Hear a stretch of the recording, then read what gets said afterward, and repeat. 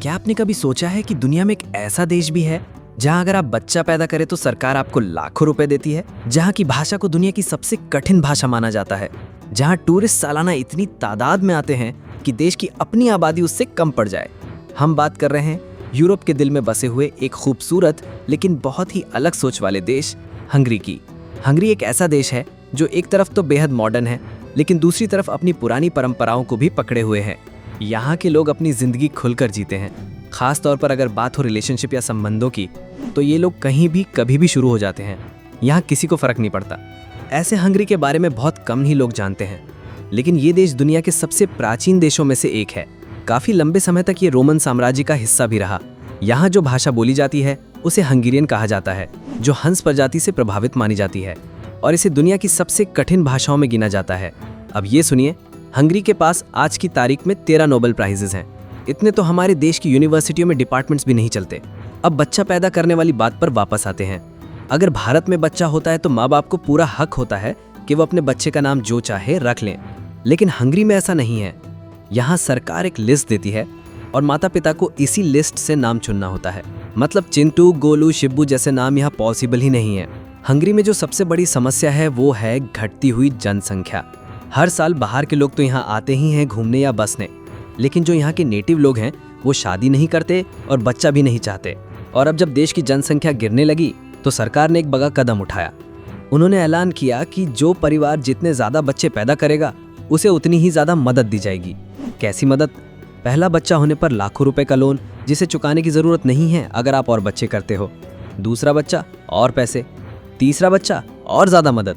लेकिन अगर आपने चौथा बच्चा कर लिया तो पूरी ज़िंदगी आपकी इनकम पर कोई टैक्स नहीं लगेगा, यानी लाइफ टाइम टैक्स फ्री।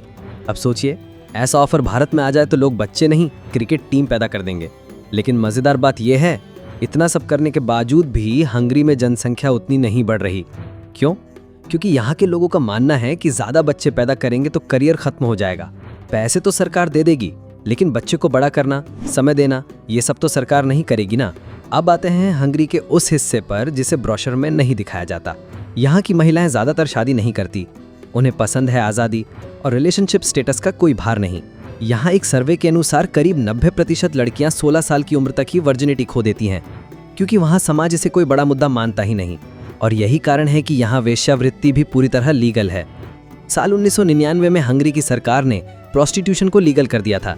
जो महिलाएं ये काम करती हैं उन्हें सरकार एक सर्टिफिकेट देती है जो उन्हें हर समय साथ रखना होता है, और साथ ही हर 3 महीने में उन्हें HIV टेस्ट भी कराना ज़रूरी होता है, और उसका खर्च भी उन्हें खुद ही उठाना पड़ता है। अब थोड़ा करेंसी की बात करें। हंगरी वो देश है जिसने दुनिया का सबसे बड़ा नोट छापा था। नाम था 100 मिलियन ट्रिलियन पेंगो। इतना बड़ा कि इसमें 18 जीरो लगते थे। आज भले ये बंद हो चुका है, लेकिन एक वक्त पर इसकी वैल्यू 0 से भी कम हो चुकी थी। फिर बात करें बुडापेस्ट की, हंगरी की राजधानी और सबसे बड़ा शहर। इतना सुंदर कि लगता है जैसे किसी कहानी से निकला हो। बुडापेस्ट में दुनिया की तीसरी सबसे बड़ी पार्लियामेंट बिल्डिंग है, और दुनिया की सबसे पहली मेट्रो भी यहीं चली थी। इतनी मॉडर्निटी और सुविधाओं के बावजूद हंगरी की सबसे बड़ी प्रॉब्लम है अकेलापन। यहाँ के सुसाइड रेट्स दुनिया में सबसे ऊपर हैं, क्योंकि लोग अकेले रहते हैं, रिश्तों से भागते हैं, और इमोशनल सपोर्ट ऑलमोस्ट गायब हो चुका है।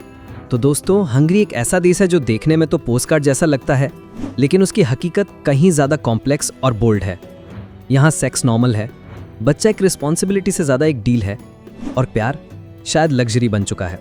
अगर भारत में भी ऐसा कानून आ जाए, बच्चा होते ही सरकार बोले लो भैया तीसरे बच्चे पर पैसे और टैक्स पूरी तरह माफ़, तो क्या आप भी फैमिली प्लानिंग छोड़कर सीधा फैमिली एक्सपेंडिंग शुरू कर दोगे? या फिर कहोगे भाई बच्चा नहीं चाहिए, बस हंगेरियन जैसी गर्लफ्रेंड चाहिए? कमेंट करके बताओ, तुम सोच में हो या फ्लाइट की बुकिंग में? और हाँ, वीडियो ने दिमाग हिला दिया हो तो लाइक ठोक दो और शेयर मार दो, और हाँ, सब्सक्राइब करना मत भूलिएगा, वरना हंगरी की फ्लाइट भी निकल जाएगी और लड़की भी।